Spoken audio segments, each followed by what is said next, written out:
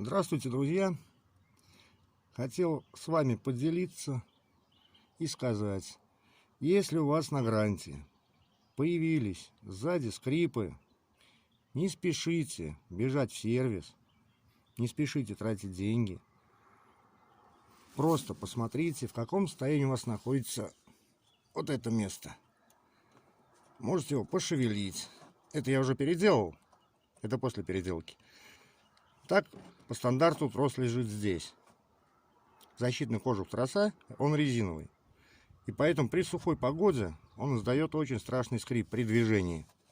Сейчас я его зафиксировал, просто вынул из этой проушины, опустил ниже и посадил на пару хомутов. Все, езжу, наслаждаюсь тишиной.